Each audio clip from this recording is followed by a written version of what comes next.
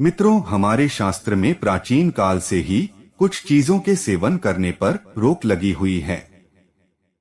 वही धर्म और जाति के आधार पर यह नियम अलग अलग होते हैं। सनातन धर्म की बात करें तो इसमें आप सब ने सुना होगा कि ब्राह्मणों में प्याज और लहसुन खाना मना होता है।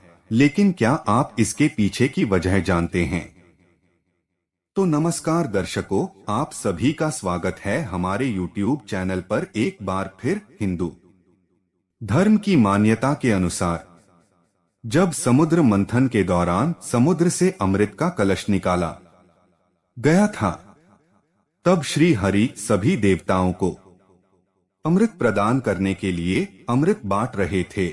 उसी समय राहु और केतु नामक दो राक्षस भी देवताओं के बीच जाकर बैठ गए। ऐसे में गलती से भगवान ने उन्हें भी अमृत पिला दिया। लेकिन जैसे ही देवताओं को इस बात का पता चला, उन्होंने विष्णु जी को बताया। भगवान नारायण ने अपने सुदर्शन चक्र से ही दोनों राक्षसों के सर को उनके धड़ से अलग कर दिया। हालांकि जब तक राक्षसों का सिर धड़ से अलग हुआ, तब तक अमृत की कुछ बूंदें उनके मुंह के अंदर चली गई थी। ऐसे में उनका सर अमर हो गया। विष्णु जी ने जब दोनों राक्षसों पर प्रहार किया तो खून की कुछ बूंदें नीचे गिर गई।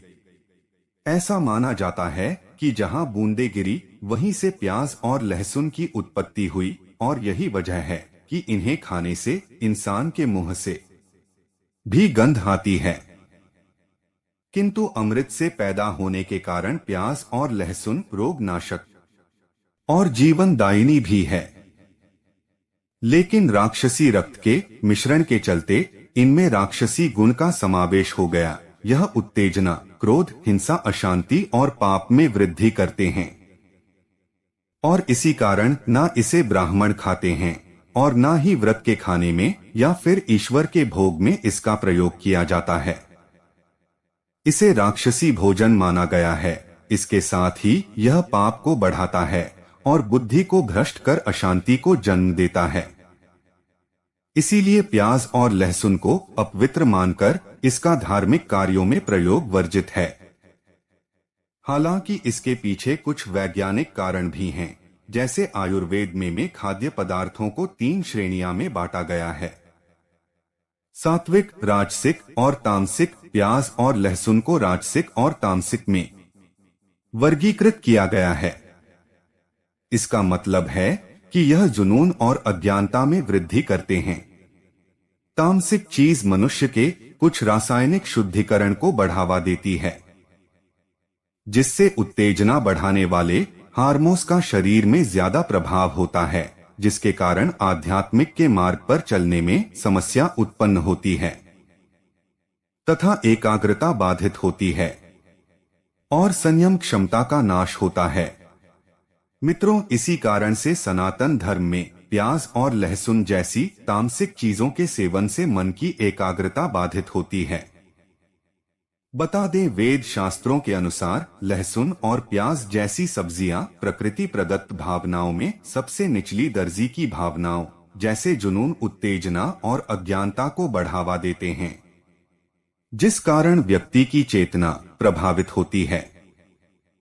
तभी इसके सेवन के लिए मनाही है। मान्यता तो यहाँ तक है कि इसे ग्रहण करने से घर में शांति और नकारात्मक ऊर्जा उत्पन्न होने लगती है।